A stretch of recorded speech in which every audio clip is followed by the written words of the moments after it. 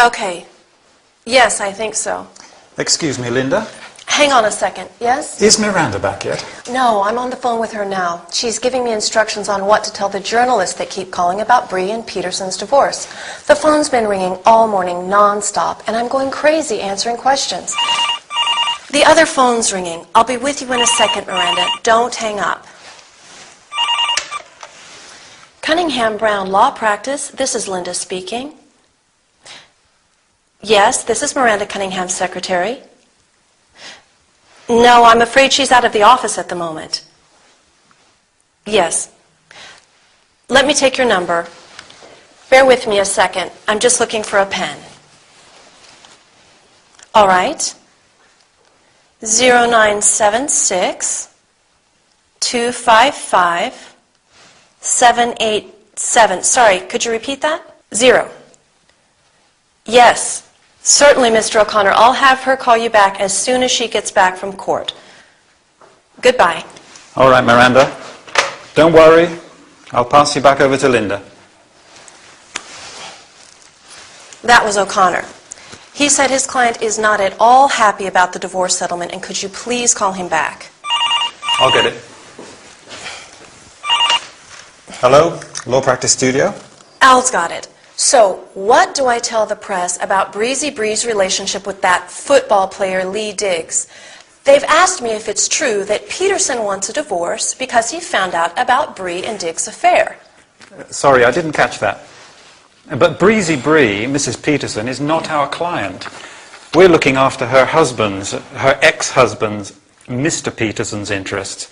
So I'm afraid I can't answer that question. I don't think so. But the problem is, I'm not entitled to disclose that information. Not to worry. Goodbye. Okay.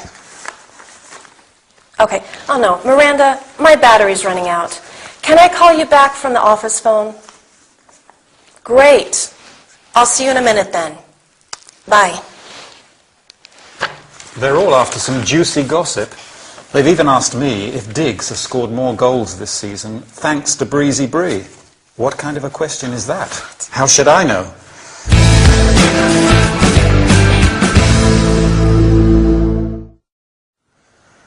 Well, journalists certainly ask a lot of questions, especially when there's a scandal to write about. Poor Linda's been answering phone calls all morning from the press, asking for information about a divorce between two famous people, Breezy Bree and Harold Peterson. Al even has to give her a hand because she's on the phone with Miranda and she can't answer all the calls. Now, we're going to have a look at some useful telephone language they both use to ask the caller on the other end of the phone to wait, repeat, or clarify something. Do you remember how Linda asks Miranda to wait? She says, "Hang on a second." Hang on a second, well, that's quite informal. If we want to say it more politely, we can say, "Please hold on a second," or "One moment, please." Maybe you have something to do that could take more than a few seconds. In that case, you can ask, "Are you okay to wait a couple of minutes, or do you want me to call you back?" When Linda has to answer the other phone and she wants Miranda to wait, she says, "The other phone's ringing. I'll be with you in a second. Don't hang up." Don't hang up. That means don't put the phone down.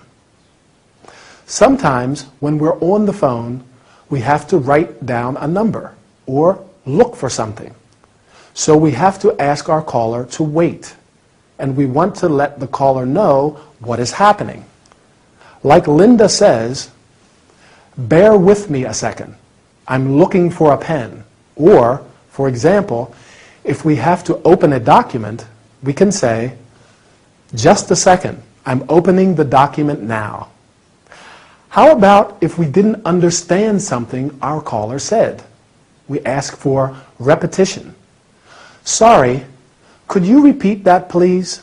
Or, "Sorry, I didn't catch that. Would you mind repeating that? I didn't catch what you said." If there's a bad telephone signal or the caller speaks too quietly, we can just say, "Can you speak louder, please? I can't hear you." Well, that's all for now. See you again soon.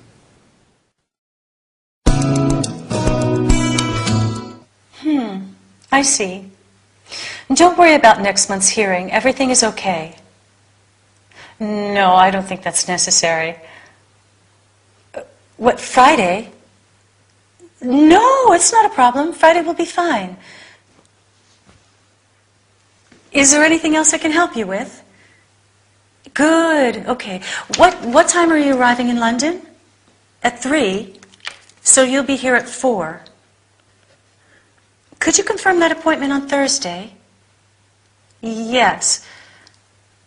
Sorry, I have to leave you now. I'm expecting another call. Sure.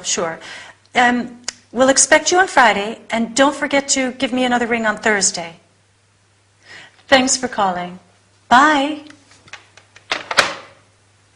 Oh, I can't believe this.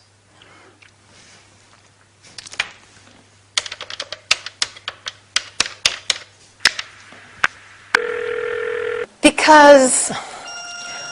Oh, I'm sorry. I didn't switch off my mobile. Hello? Linda? Oh, Linda, there you are. Yes, I am here. I'm so glad to talk to you. So am I. Are you busy? Am I disturbing you? No, not at all. I'm having a drink with a friend. What's the matter? Mrs. Adams called just a few minutes ago. The woman who owns the hotel in Cowes. Anyway, it's a miss, not a Mrs. What does she want? She said she'll be here on Friday. Okay, on Friday. You don't realize how big a problem we have. You must come here immediately. I'll see what I can do. Bye. Bye?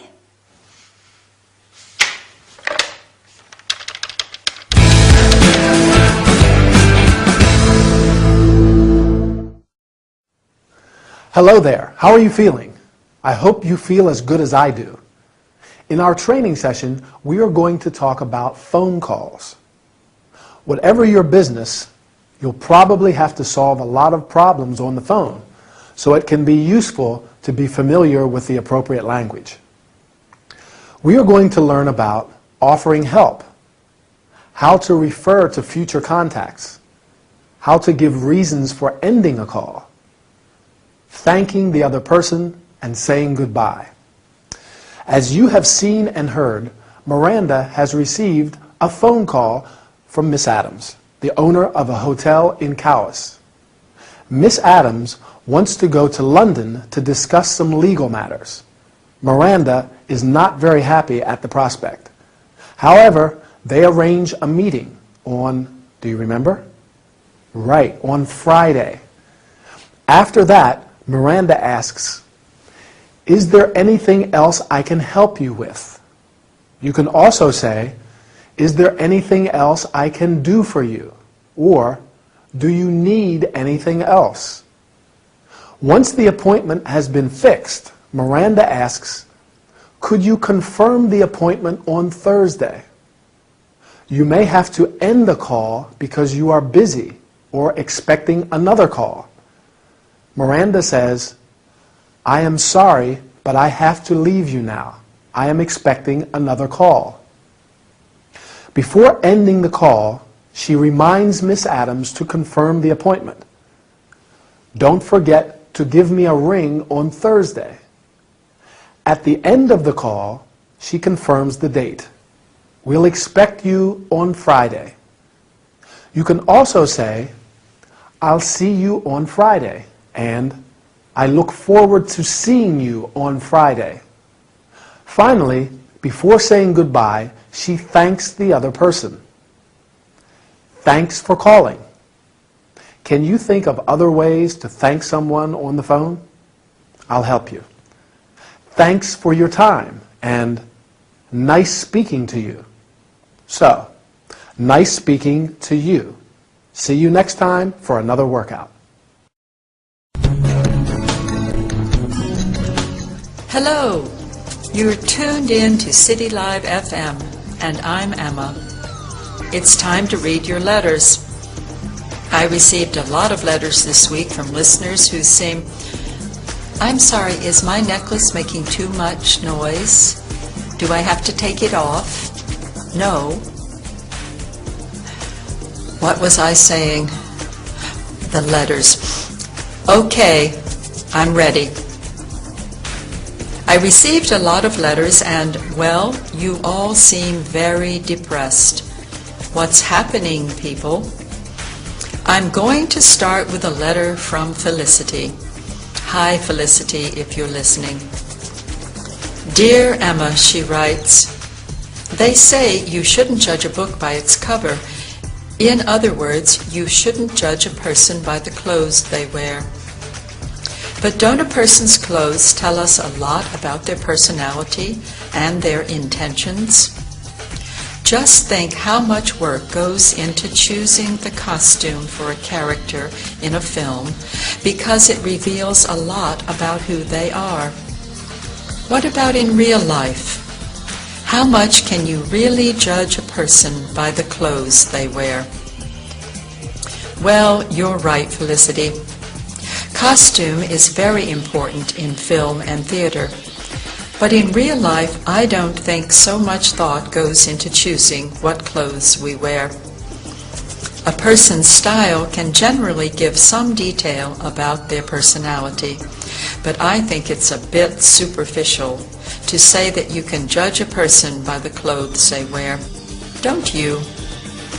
Often, people use clothes as a way to conceal their true selves, like a sort of mask.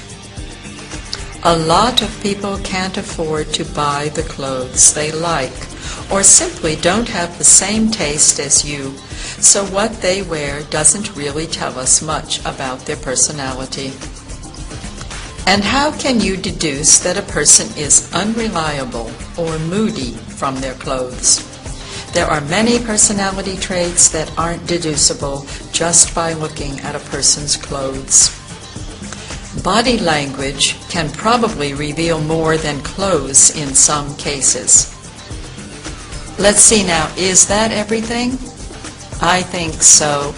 Is there anything else we should consider? Now, to sum up. I think clothes can reveal some details about a person, not necessarily their personality, though. A lot of factors determine how a person dresses. So don't forget, there's probably more to a person than meets the eye in most cases. In short, Felicity, what you need to remember is that to really know what a person is like, you have to get to know them. I'm sorry, this necklace is just getting in the way. Are you sure it's not making too much noise?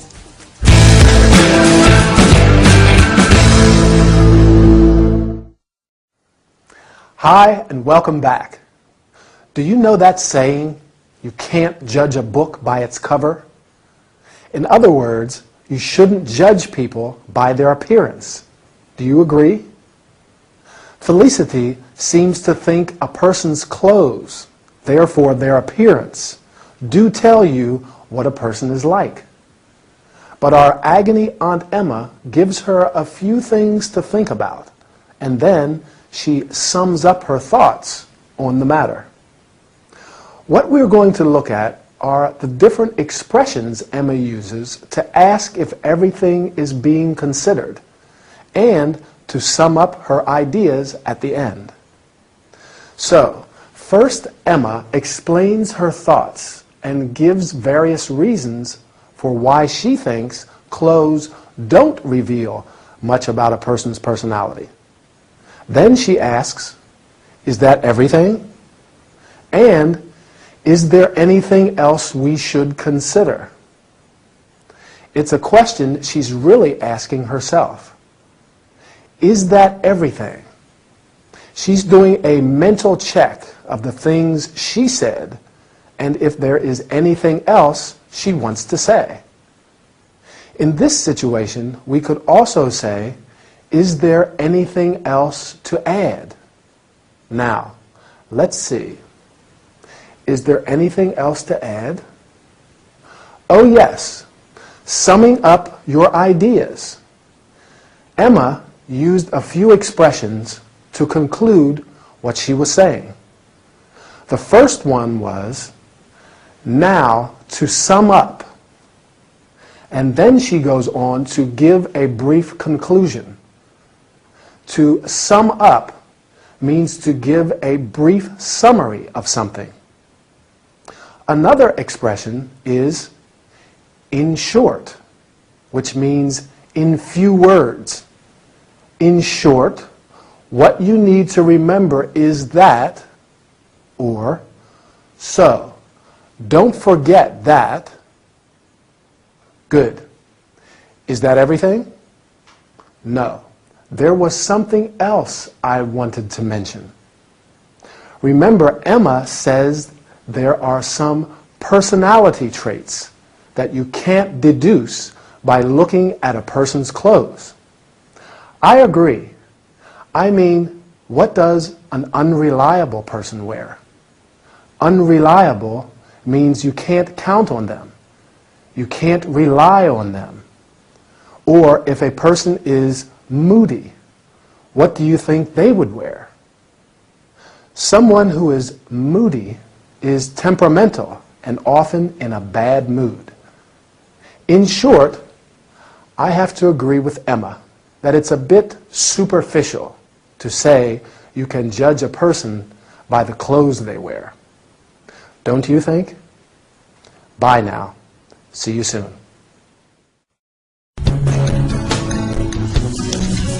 Where is that letter? Oh, here it is. Okay, I'm ready.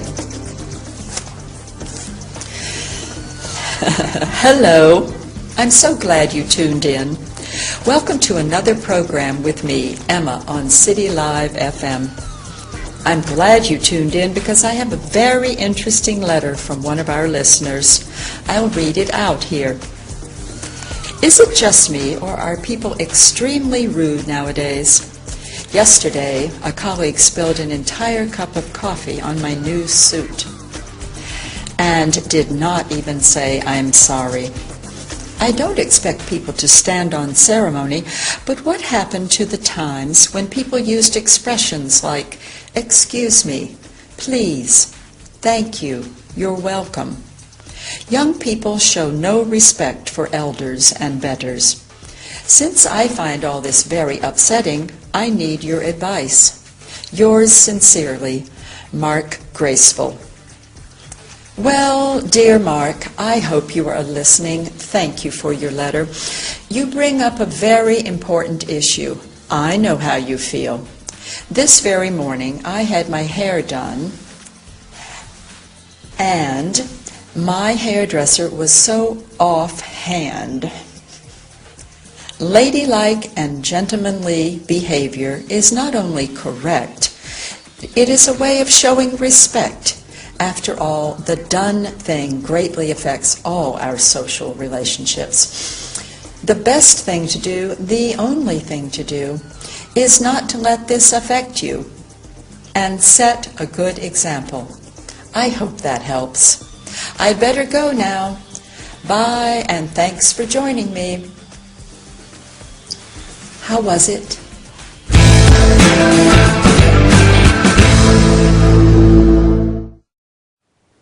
Hi and welcome. Are you okay? You've got troubles. Don't worry, as today you met Agony Aunt Emma, who can solve all of your problems, or almost all of them.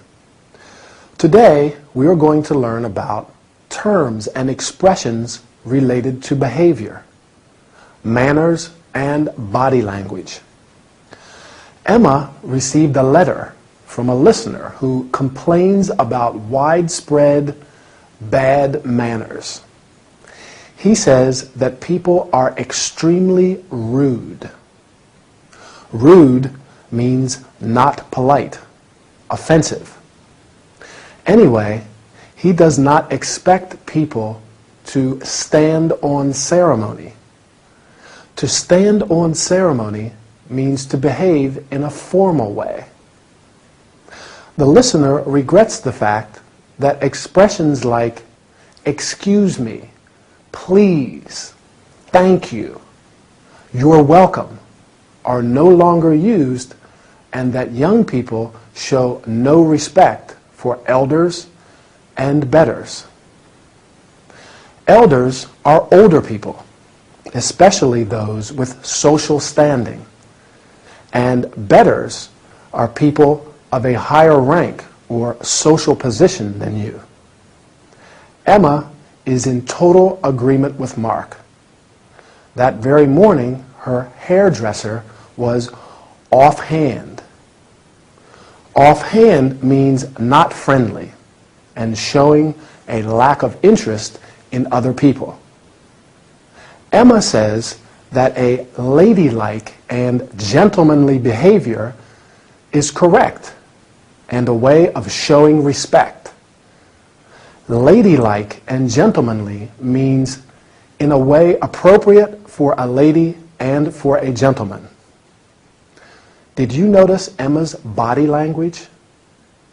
Body language plays an important part in communication. Emma uses many different facial expressions to stress what she's saying. For instance, at the beginning, she titters, or we could say she giggles or laughs. When she wants to show disapproval, she twitches her nose. She makes little movements with her nose. And when she's surprised, she raises her eyebrows. Eyebrows are the lines of hair which grow above each of your eyes. Anyway, I am afraid our time is over. Keep practicing your English language, and I'll meet you in our next training session. Goodbye.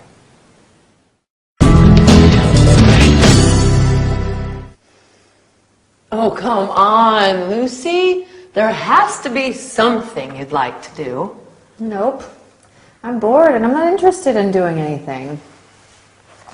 Why don't we hire a rowing boat and go for a row on the river? No way. Don't you remember when that duck attacked me? I'm not that interested in rowing. I always end up getting wet or falling in the river. It's such a beautiful day out. We should make the most of the sunshine while it lasts. Let's go to the swimming pool for a swim. We may even be able to sunbathe if the sun stays out. Terrific. I get to see you in one of your crazy bathing suits. No offense, Em, but no thanks. Hey, many people would pay to see me in a bikini, I will have you know. Well, go swimming with them then, and leave me alone. No, I'd like to spend the afternoon with my sister. Shall we go for a jog in the park? Do you think you can handle seeing me in shorts and a crazy t-shirt? Yeah, fantastic. Let's all go get lung disease from the smog and the polluted city air. We can drive to St. James Park. The air is sort of clean over there. Go on, you know you want to. I'd rather just go home and watch TV. TV sucks. Why don't we go to the cinema? There are a couple of good films showing at the moment. What do you say?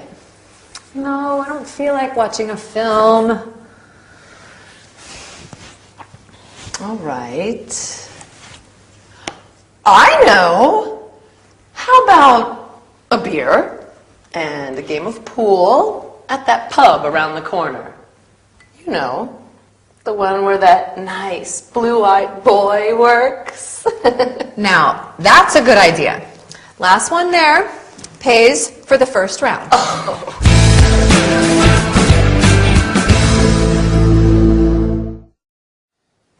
Hi there. What a lot of patience Emily has with Lucy. She's there making lots of suggestions, trying to cheer her up, and proposing an activity they can do together. And all she can do is find excuses and complain. Let's explore those expressions Emily uses to make suggestions. And we'll take a look at how Lucy refuses and then finally accepts her proposals too. First, she says, why don't we hire a rowing boat? Why don't we? I could say, why don't we go for a coffee? Or, why don't we go to the cinema? That's another one of Emily's suggestions. But Lucy says, no way to the idea of the rowing boat. She's really against that idea. She isn't keen on being attacked by another duck, I think. And she doesn't feel like going to the cinema. To feel like doing something means you'd like to do it. I'd like to go for a walk in the park. I feel like going for a walk in the park. I don't feel like watching TV. Lucy doesn't feel like going to the cinema. She doesn't feel like doing anything, it seems. Emily makes a few more suggestions. Let's go to the swimming pool. Let's go. Let's is a good one. Let's watch a film. Let's have a drink. Terrific. That means you like the idea. Lucy uses it sarcastically, though. Terrific. She doesn't like that idea either. Shall we go for a jog? Shall we? This is a question, so you ask, shall we go into town? Shall we go to the park? It's a beautiful day. And the suggestion Lucy liked the most, how about a beer? How about a cup of coffee? If we want to suggest an activity, we say, how about going to the pub? How about playing a game of pool? Remember Lucy's reply? Now that's a good idea. Let's have a look at some replies. That's a good idea. Terrific. Fantastic. Or, I'm not very keen on rowing. I don't feel like watching a film. I'd rather stay at home. I'm not interested in doing anything. What a bore. Let's take a break now. See you next time. Bye. So I am in need of a vacation. Some time ago, I reserved a place on your tour, Wonderful Australia. Sure, great choice. You will enjoy some of Australia's most cherished sites. It seems interesting. This tour will take you to visit stunning deserts, so red you will wonder if the color is real. Mile upon mile of awe-inspiring deserted beach. Wow! Lush rainforest, the Great Barrier Reef, and some of the most cosmopolitan cities. I am seeking something out of the ordinary. Then you can go on a trip to the outback. What a marvelous idea! Australia is the land of the great outdoors. You can even wander off the beaten track. You'll see some unspoiled, unexplored areas of this amazing continent. You said a visit to Australia's major cities is also included? Yes, you can go sightseeing in Melbourne, Adelaide, and Sydney. I hope I can do some shopping too. Sure. So, when would you like to travel? In May or in August? I would like to go in August. Okay, let me check. Yes, you can confirm your reservation right now if you wish. Sure, I can't wait to go. I'm sure you'll experience an unforgettable journey.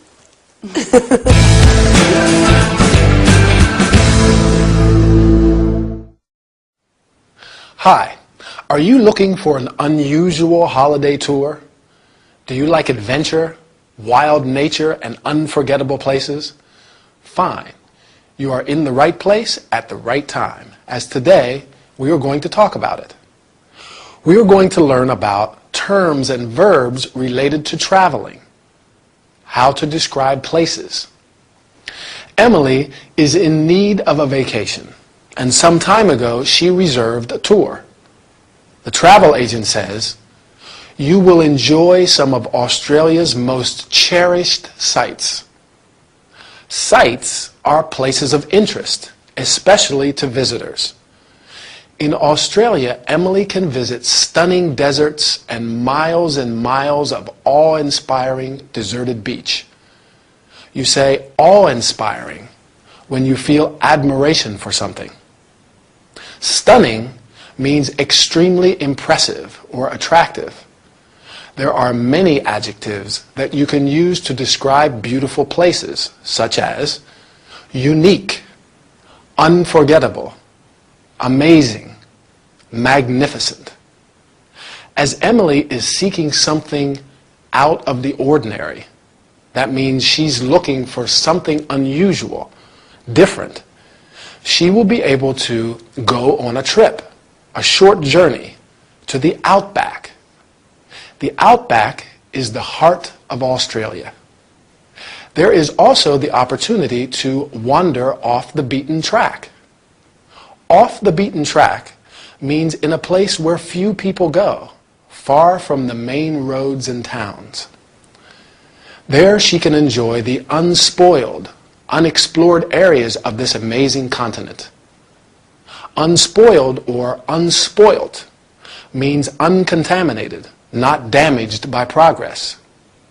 Finally, she can also go sightseeing in Australia's major cities. Can you guess what sightseeing means? Right, it's visiting interesting places. You can go or do sightseeing. I'm afraid I got a bit carried away. I have to go now. See you soon for another English workout.